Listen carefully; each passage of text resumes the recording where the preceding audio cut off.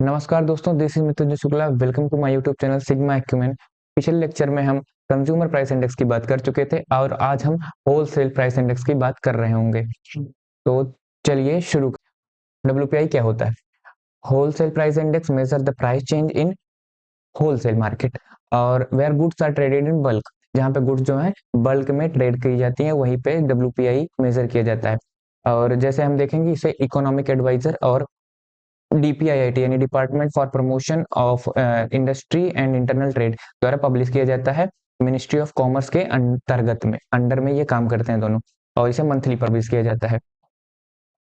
Basic price के बारे में बात कर रहे होंगे डब्ल्यूपीआई की, क्योंकि इसमें ट्रांसपोर्टेशन कॉस्ट लगती नहीं है, क्योंकि ये मंडी लेवल पे और फैक्ट्री गेट पर ही बेच दी जाती है। इसमें रिटेलर तक जाने की जरूरत ही नहीं पड़ती, क्योंकि इसीलिए इसमें ट्रांसपोर्टेशन कॉस्ट नहीं कैलकुलेट की जाती।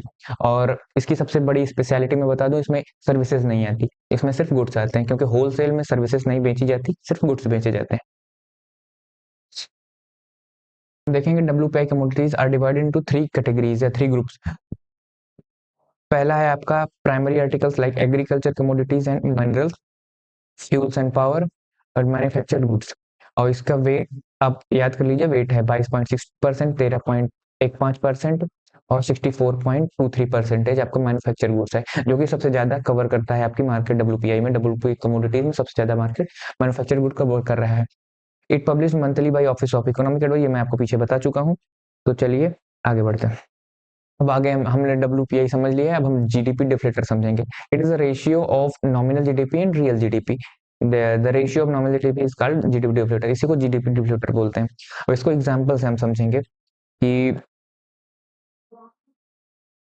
ये आपको मार्केट में क्या बताइए, एक्चुअल प्राइस चेंज बता रहा होगा विद रिस्पेक्ट टू द, मतलब करंट ईयर का with respect to the base year के कंपैरिजन में। ये आपका करंट प्राइस, करंट ईयर का जो प्राइस होगा वो आपको ये बताएगा।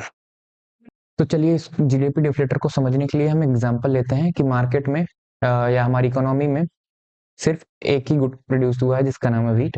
तो वीट प्रोड्यूस हुआ है, अब उसी वो करते हैं हम नॉमिनल जीडीपी और रियल जीडीपी में कंपैरिजन। जैसे कि 2013 में 11 केजी, मान लीजिए इसका वेट सेम ही रहने वाला है, 11 केजी की प्राइस, 11 केजी 2013 में, अगर यहाँ पे हम ऐसे निकाल रहे होंगे, इसको मान लीजिए 10 रुपीज का, ये आपकी यहाँ पे निकलेगी रियल जीडीपी। मतलब कि 10 रुपीज जो है आपके 2011 के बेस ईयर के हिसाब से यही था वीट का प्राइस। तो आपका यहाँ पे हो जाएगा 110 की होगी रियल जीडीपी। आपकी रियल जीडीपी जो है 110 रुपए हो रही होगी। और 2013 में 11 के वेट सेम ही है आपका, इसका प्राइस यानी 5% आपका यहाँ पे, अगर आपके इन्फ्लेशन हो रहा है यहाँ पे 2013 में 5%, तो आपका ये 10.5 रुपीज का वो पड़ जाएगा पर केजी आपका वीट। तो इसका प्राइस कितना होगा, 115 यानी 115 रुपीज, और ये आपकी हो जाएगी नॉमिनल जीडीपी। अब इसका और इसका रेशियो को ही जीडीपी डिफ्लेटर बोलते हैं। ये मतलब एक्चुअल प्राइस चेंज बोलता है with respect to that current year में, with respect to the base year. तो आपका 115 पॉन 1110,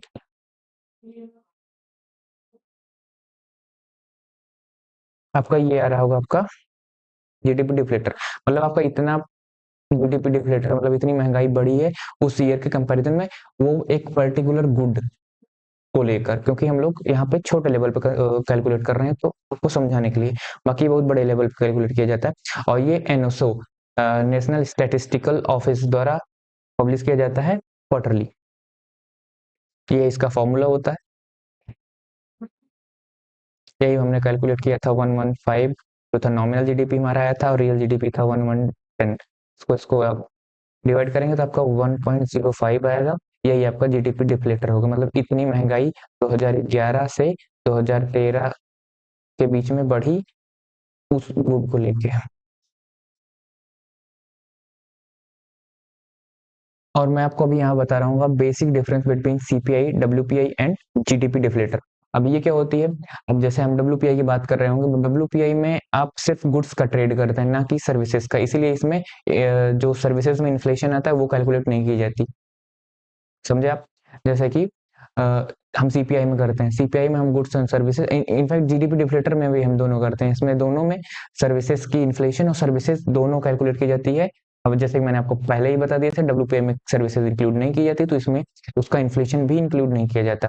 तो WPI represent intermediate goods as well as CPI as well मतलब and CPI does not, मतलब कि जो WPI है वो इंटरमीडिएट गुड्स भी कैलकुलेट करती है, जबकि CPI जो है वो फाइनल गुड ही देखती है, जो फाइनल गुड बन के तैयार हो गया है।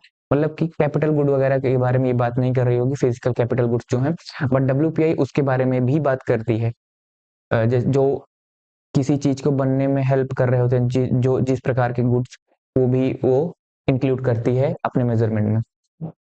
और सीपीआई और डब्ल्यूपीआई जो डोमेस्टिकली प्रोड्यूस्ड गुड हैं और इंपोर्टेड गुड्स हैं, दोनों का प्राइस कैलकुलेट करती है, but GDP deflator imported goods का प्राइस कैलकुलेट नहीं करती, क्योंकि उसको एक्चुअल वैल्यू दिखाना रहता है कि हमारे विद इन कंट्री के अंदर क्या प्रोड्यूस हुआ, या प्राइस चेंज कितना था, तो और इन्फ्लेशन कितना था, ये दिखाता है।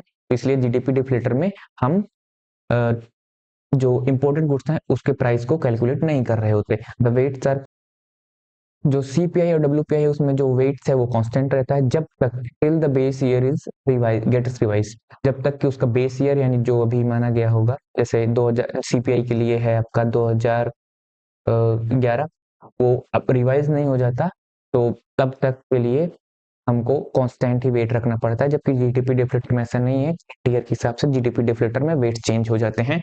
तो आई होप आपको समझ में आएगा। Thank you so much for